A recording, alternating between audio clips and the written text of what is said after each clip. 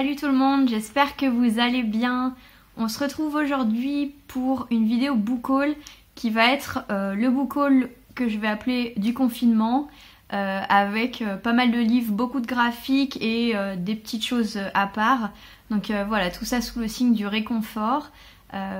Petit disclaimer avant de commencer cette vidéo.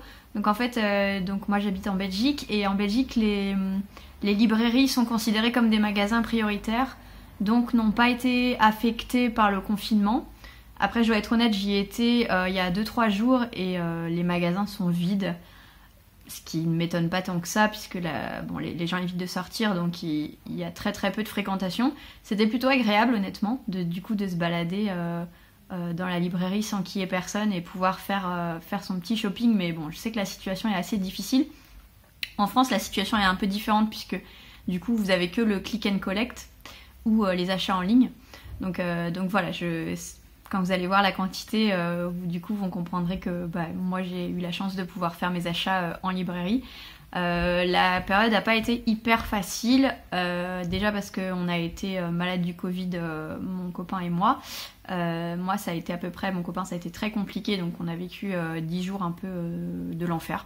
Voilà, il n'y a pas d'autre mot. 10-15 jours de l'enfer. Là, ça y est, on est sorti d'affaires, on n'est plus contagieux, donc c'est pour ça que j'ai pu aller en librairie. Et voilà, vous allez voir que le craquage, parce que en fait, je m'étais pas rendu compte parce que j'ai fait deux virées en librairie. Je m'étais pas rendu compte que j'avais vraiment craqué mon slip. Et là, quand je vois les piles, bon. Il y en a une partie que j'ai déjà lue, donc heureusement, mais ouais, c'est quand même relativement conséquent. J'avais envie de faire des petits travaux manuels et il y a une activité en fait que je faisais beaucoup quand j'étais enfant et ado, notamment quand j'étais à la campagne, l'été par exemple, et que je m'ennuyais un petit peu. C'est la peinture par numéro, parce que je sais absolument pas dessiner, par contre j'aime beaucoup peindre, et donc quand on sait pas dessiner, on n'a pas masse de choix. Donc j'avais envie de me racheter de la peinture par numéro. C'est quelque chose qui est hyper difficile à trouver, même quand on n'est pas en confinement. En tout cas, dans mon coin, j'ai absolument pas de boutique qui vendent ce genre de choses. Donc si vous êtes bruxellois, n'hésitez pas à me dire où est-ce qu'on peut trouver ce genre de choses. Donc j'ai acheté ça sur Amazon, voilà. J'ai pas pu faire autrement, je savais pas du tout où chercher. Donc j'ai acheté une peinture pour numéro, pour adultes. J'ai acheté celui-ci, donc Polygon Art, c'est une marque allemande, Meisterklasse, voilà, désolée pour l'accent affreux. Donc c'est une marque allemande qui fait ça, donc j'ai pris ce dessin. Donc c'est un cerf avec ce côté très graphique puisque tout est en angle droit. J'en suis à peu près à la moitié de la peinture et j'aime beaucoup, ça me procure énormément de réconfort, de calme. Ça me met dans une activité de précision pendant plusieurs heures. Et voilà, c'est quelque chose que j'apprécie énormément et je trouve que le rendu est plutôt pas mal pour l'instant. Je vous conseille vraiment cette marque, tout simplement parce que les autres marques que j'avais pu essayer par le passé, par exemple, il fallait faire soi-même ces mélanges de couleurs, alors que ici toutes les couleurs sont séparées et tout est donné. La qualité du matériel est très bonne, que ce soit le tableau en lui-même, que ce soit les couleurs, le pinceau. Honnêtement, je suis très impressionnée par la qualité du produit et ça m'a pas coûté très cher. Je pense que ce tableau numéro m'a coûté dans les 25 €, quelque chose comme ça, et donc je me suis procuré ça sur Amazon. Je vais vous montrer l'avancement de mon tableau. Donc j'espère qu'on voit suffisamment parce que la luminosité n'est pas très bonne, mais voici où j'en suis. Donc je suis assez contente, je trouve que le rendu est vraiment sympa. Alors je pense que je repasserai une deuxième couche parce qu'il y a certaines cases, notamment vers les jaunes clairs, on voit le petit numéro en transparence. Mais voilà, je suis assez contente et je trouve que ça rend hyper bien et je mettrai ça dans je pense, ma chambre. Et c'est une activité en tout cas que j'apprécie énormément et je pense m'en procurer d'autres. On va commencer par les romans et je trouve que les romans j'étais relativement raisonnable. Relativement, hein. Ouais. Donc pour les romans, j'ai vraiment acheté les romans qui étaient dans mes indispensables. C'est-à-dire que dans tout ce qui était les sorties octobre et du coup début novembre, j'ai acheté les livres que je voulais absolument acheter sans m'éparpiller et sans acheter n'importe quoi, donc je suis assez contente. Le premier que je me suis procuré, il s'agit de Noël au bord de l'eau de Jenny Colgan, donc c'est édité chez Prisma. C'est le troisième et je pense dernier tome de cette saga Une saison au bord de l'eau, que j'aime énormément, de Jenny Colgan. Donc dans le tome 1, on y suit Flora qui travaille à Londres dans une banque d'investissement, si je ne me trompe pas, ou un cabinet d'avocats, un de deux. En tout cas, elle est dans les affaires. Et elle va être envoyée sur l'île de Mur pour une mission, sauf qu'elle vient justement de cette île, et c'est pour ça qu'elle a été choisie. Donc c'est une petite île écossaise qui est vraiment dans tout le nord de l'Écosse, donc très pittoresque, on va dire, et où il y a la nature est très très très présente, et du coup on va suivre Flora, voilà, qui dans ses tribulations au fur et à mesure de sa mission, quand elle va retourner dans sa famille. C'est une saga que j'aime beaucoup, qui est pas toujours très joyeuse, soyons honnêtes. Le tome 2 a été assez dur, voilà, je préfère le dire, mais c'est une lecture que je recommande dans ce genre d'atmosphère où on a quand même besoin de réconfort, on a besoin de lectures légères. Bah, Jenny Colgan, c'est la valeur sûre. Donc celui-ci, c'est le tome de Noël. Voilà. Donc elle fait toujours un tome de Noël que je n'ai jamais lu. Voilà. À chaque fois, c'est le tome que je ne lis pas. Je ne sais pas pourquoi. Mais celui-ci, clairement, il va être lu. Ensuite, j'ai acheté La mer sans étoiles de Erin Morgenstern. C'est aux éditions Sonatine. Ça, c'était vraiment l'achat obligé. J'y pense depuis plus d'1 an. Tout simplement parce que c'est le nouveau roman donc de l'autrice qui a écrit Le Cirque des rêves, qui avait été un coup de cœur incroyable. D'ailleurs, je suis en train de le relire avec mes amis. Donc j'avais adoré, vraiment adoré cette lecture. Je sais que ça passe pas avec tout le monde, c'est un peu qui tout double, parce que c'est une lecture qui est très onirique. Ça fait un peu réalisme magique, et je sais que ça passe pas avec tout le monde. Donc La mer sans étoiles, je l'ai acheté sans même savoir de quoi ça parle. Je vais juste vous lire la petite phrase devant, et ensuite je veux pas lire parce que je veux rentrer dans cette lecture de manière complètement sans a priori, sans savoir de quoi ça parle, comme j'avais pu faire pour Le Cirque des rêves, et je pense que c'est la meilleure manière de rentrer dans ces ouvrages. Aucune histoire ne s'achève jamais vraiment tant qu'elle continue à être racontée. Donc c'est le genre de petite phrase personnellement, qui m'emmène dans un mood un peu cocooning, et voilà, j'ai hâte de lire cet ouvrage. Donc, Ensuite, j'ai acheté Skyward, donc le tome 1 de Brandon Sanderson. C'est sa nouvelle saga de science-fiction Young Adult cette fois-ci. Donc le tome 1 qui s'appelle Vers les étoiles. Alors je suis en train de le lire en lecture commune avec Annabelle, donc qui est souvent dans les commentaires. Je vais vous mettre aussi son Instagram ici. Donc c'est vraiment très sympa de partager ça avec toi, Annabelle. Pour l'instant, j'adore. Voilà, pour moi c'est une excellente lecture. J'avais très très peur de Brandon Sanderson parce que c'est un espèce de parrain de la fantasy. Enfin, c'est quelqu'un qui est très prolifique et où j'entends quasi jamais de chroniques négatives. Ça ne m'est jamais arrivé. Et moi, la fantasy, c'est un peu moins mon truc. Donc j'avais vraiment envie de lire Skyward pour commencer avec lui, parce que c'est de la science-fiction. Et en plus, c'est du young adult. Donc je me suis dit un peu plus accessible.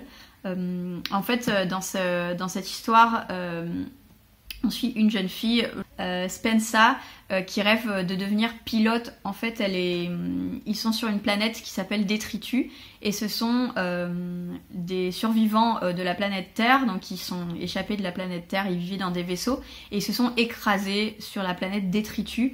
La planète qui est en fait entourée de détritus spatiaux. Donc en fait, on voit même pas le ciel parce qu'il y a des couches de vieux vaisseaux, de vieux satellites, de vieux trucs tout autour de la planète, qu'on voit très rarement les étoiles. Et en fait, on va suivre donc Spensa, qui rêve de devenir pilote, qui va tout faire pour intégrer les cadets, donc l'école de pilotage. Je vais pas aller plus loin que ça. J'aime énormément ma lecture. Je trouve ça très fluide, facile d'accès. La seule chose qui me manque pour l'instant, c'est de la profondeur dans les personnages. Je trouve qu'il y a un peu de guéguerre de lycée, quoi. Donc le côté un peu young adult qui commence... bon, je me dis j'ai un petit peu passé l'âge. Et du coup la Spensa, elle a une rage en elle et elle est très abrupte, elle va direct à la bagarre quoi. Et ça c'est un trait de caractère que j'aime moyen. Donc on va voir comment ça évolue parce que je trouve qu'elle fait un peu capricieuse, mais sinon j'aime beaucoup l'histoire et j'aime beaucoup les personnages secondaires, en tout cas certains personnages, donc on va voir, mais en tout cas je suis très très contente de m'être procuré cet ouvrage. Ensuite, Vers les étoiles, donc ça s'appelle pareil que Skyward, de Mary Robinette Kowal, c'est aux éditions de Noël.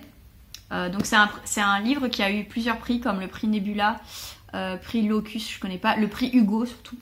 Donc voilà, c'est des prix en SFFF, donc science-fiction, fantastique, fantasy, qui sont très renommés. Donc on va suivre un couple de scientifiques qui étaient dans un endroit un petit peu isolé, si j'ai bien compris, et qui leur a permis de survivre à l'apocalypse. Je ne sais pas si toute la planète Terre a un peu été éradiquée ou s'il reste quand même quelques personnes, mais en tout cas ce couple de scientifiques et notamment la femme de ce couple, ils vont tout faire pour essayer d'aller vers les étoiles et de sauver l'humanité, en tout cas ce qu'il en reste. Donc ça m'a l'air vraiment, vraiment bien. Et je fais extrêmement confiance au prix Hugo de toute façon. Donc celui-là, c'était sûr que j'allais me le procurer. Et ce que je ne savais pas, c'est que c'est un tome 1. Donc il y aura d'autres titres. On va voir ce que ça donne. J'ai pas entendu d'écho encore sur cet ouvrage. Beaucoup dans des book hauls ou dans des wishlists, mais pas dans des bilans lecture. Donc j'ai hâte de lire celui-ci. Et le dernier roman que je me suis procuré, il s'agit de Power, donc c'est de Michael Mention. Celui-là, je me le suis procuré à ma librairie d'occasion avant qu'elle ferme. Et je suis un peu dégoûtée parce que j'avais pas vu, mais ce sont des épreuves non corrigées. Voilà, donc je l'avais pas remarqué. Donc ça m'énerve un peu les gens qui revendent leurs épreuves non corrigées parce que c'est pas légal, mais bon, c'est comme ça. C'était pas très cher, donc j'ai quand même, pour 3 €, je me dis bon, c'est pas grave. Et donc dans Power, en fait, on va parler des États-Unis des années 60, 70, avec la guerre du Vietnam, avec les revendications raciales, avec les Black Panthers. Donc je pense qu'on va parler quand même pas mal des discriminations très fortes aux États-Unis contre la population noire. J'espère que ça sera bien. Voilà, j'en sais pas beaucoup plus et j'en ai pas du tout entendu parler, donc on verra. C'est chez Stéphane Marsan. En général, Stéphane Marsan, j'aime beaucoup leurs publications, donc je fais confiance.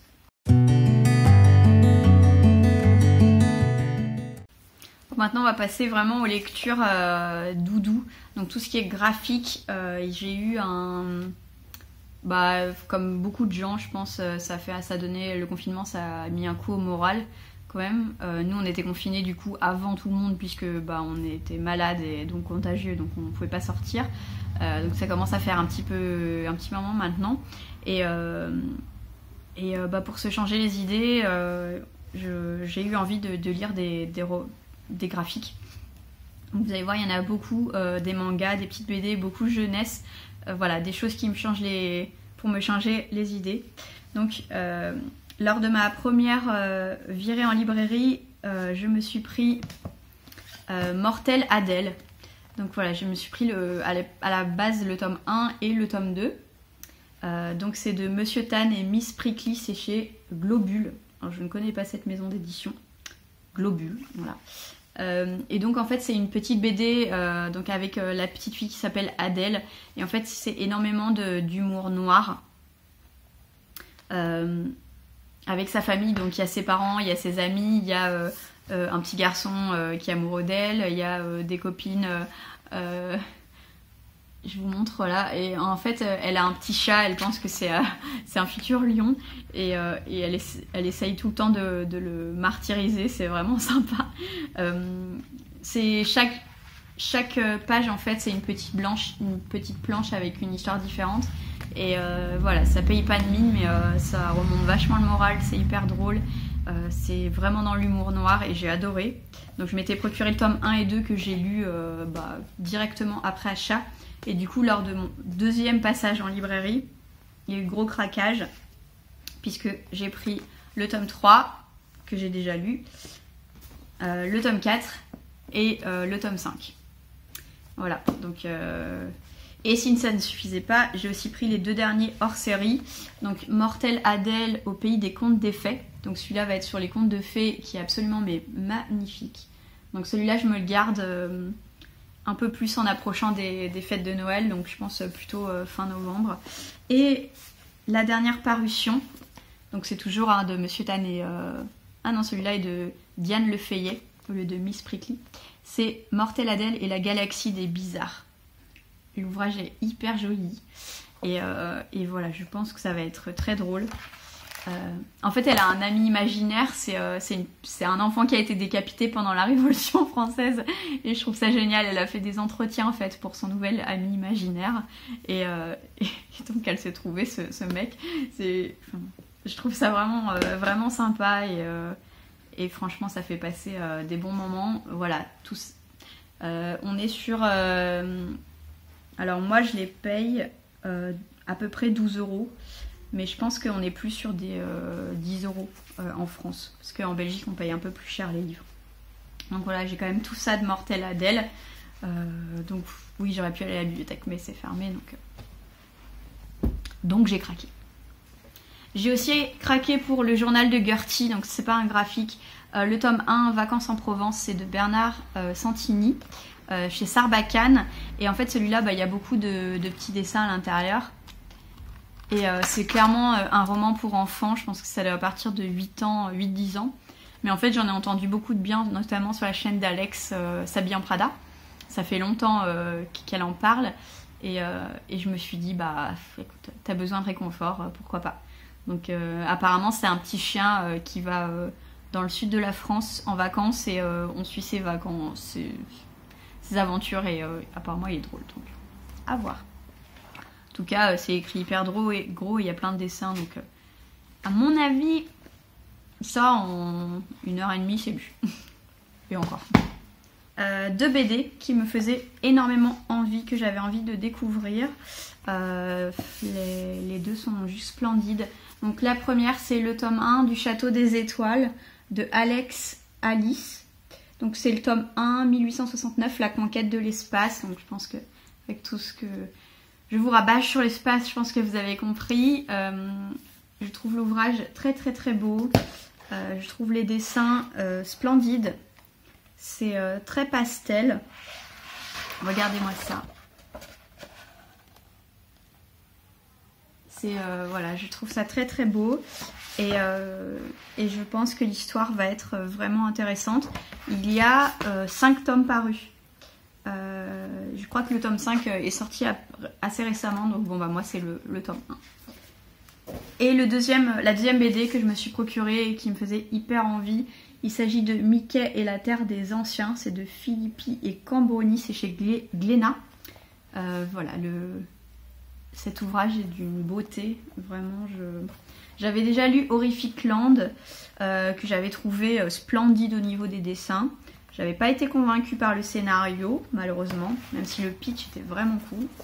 Mais voilà, c'est un très bel ouvrage. Regarde-moi les couleurs. Moi, c'est vraiment le truc qui me touche dans les BD, c'est les couleurs. J'adore ça, la colorisation, je trouve ça magnifique. Donc voilà, comme d'habitude, très bel ouvrage de chez Glénat avec Mickey.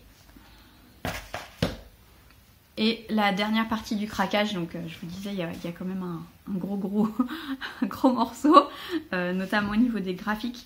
Donc, on va commencer par une saga que je ne vais pas vous représenter parce que si vous suivez mes vidéos, vous savez que j'aime beaucoup. Je me suis pris le tome 13, 14, 15 et 16 de The Promised Neverland. Donc ça, lors de mon premier passage en librairie, ils sont lus. Il manque juste le tome 16, je me le garde un petit peu parce que le tome 17 n'est pas encore annoncé.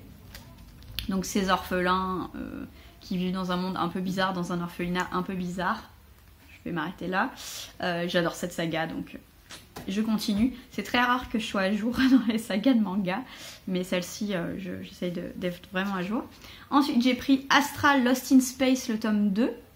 Donc ici, en fait, c'est comme une classe qui partent en voyage scolaire, sauf qu'ils partent dans l'espace et en fait ils se retrouvent seuls sur une planète perdue. J'avais lu le tome 1, j'avais beaucoup aimé et j'avais pas la suite, donc j'ai acheté le tome 2 et je crois qu'on en est au tome 5 sur cette saga. Je vous ai pas dit, c'est de Kenta Shinohara et c'est chez Nobinobi. Et Promise Neverland, c'est de Kaiyu Shirai et Posuka Demutsu et c'est chez Kaze. Cet accent japonais, incroyable. Ensuite, je me suis pris le tome 1 au tome 4. Donc, encore une fois, j'ai acheté le tome 1, la première virée, la deuxième virée, j'ai acheté tout le reste. De BL Métamorphose. Donc, le tome 2, 3 et 4, le tome 1 est déjà rangé. Je trouve les dessins très très très beaux. Et en fait, on va suivre une jolie amitié entre une grand-mère et une jeune fille qui travaille dans une librairie. Et en fait, la jeune fille va recommander à la grand-mère des mangas avec de la romance MM, donc des romances homosexuelles entre hommes. Et la grand-mère va beaucoup aimer et elles vont commencer à avoir une jolie relation amicale toutes les deux. Et j'ai beaucoup aimé, j'ai trouvé ça très doux, le tome 1, donc j'ai acheté la suite. Donc c'est de Kaori Tsurutani et c'est chez Kiyun. Voilà, donc je sais pas si ça se termine en 4 tomes, mais il n'y a pas d'autres tomes parus pour l'instant, donc j'ai acheté presque toute la saga.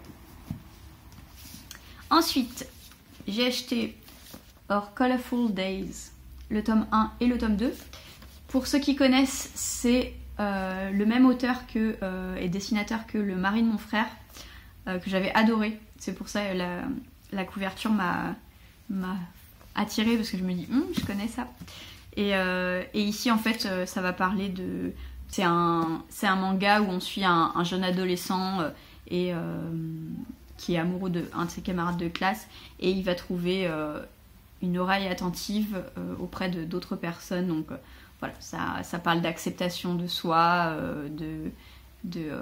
du passage à l'âge adulte, tout ça. Donc je pense que c'est pas mal. Et il n'y a que 2 tomes de sortie pour l'instant, donc j'ai acheté les 2. Et enfin, cette vidéo interminable, 23 minutes. Les 2 derniers achats que j'avais très très très envie de faire. Tout d'abord le tome 1 de Aria The Masterpiece. Donc le tome 1 c'est chez Kiyun, c'est de Kazue Amano. Donc voilà, cette saga qui était très très populaire il y a plus de 10 ans, qui a été rééditée. Personnellement je connaissais pas du tout. Et en fait dans Aria on est dans un espèce de Venise sur Mars. Donc voilà, moi qui adore l'espace, je pense que je vais être ravie. Et la jeune fille veut devenir, je sais pas comment on dit, mais gondolier. Enfin, les personnes qui conduisent les gondoles à Venise. Donc voilà, sauf que c'est sur Mars. Donc apparemment, c'est très tranche de vie, très très agréable. Donc parfait pour la saison. Et à peu près pareil, un classique Sailor Moon de Naoko Takeuchi. C'est la Eternal Edition, donc c'est en hardback. C'est en hardback, très belle édition de Sailor Moon. Donc Sailor Moon, c'est un peu... c'est pas vraiment ma génération, je pense que c'est plus les gens qui sont nés peut-être 5 ans avant moi. Mais il y avait des épisodes à la télé donc, quand j'étais toute petite. Donc je me rappelle d'avoir vu ça et je sais que j'avais le couvre-lit Sailor Moon. Donc, sauf que je sais absolument pas de quoi ça parle. Donc on verra. Je peux pas vous résumer Sailor Moon, je ne sais pas. C'est tout pour ce book haul. C'est pas un book haul de la honte, je vais appeler ça plutôt un book haul du réconfort parce que je suis hyper contente de tous les achats que j'ai pu faire. La plupart des graphiques je les lis très vite donc ça va pas encombrer ma pile à lire longtemps. Et les romans j'étais quand même plus ou moins raisonnable et c'était vraiment des achats réfléchis pour tous sauf Power, mais c'était d'occasion donc voilà. J'espère que cette vidéo vous a plu. Est-ce qu'il y a des ouvrages que vous avez aimé, que vous voulez que je lise plus vite ou est-ce que tout simplement il y a des livres qui vous font envie? N'hésitez pas à me dire comment ça se passe pour vous pendant cette période et puis je vous fais de gros bisous et on se dit pour une prochaine vidéo. Allez, bye!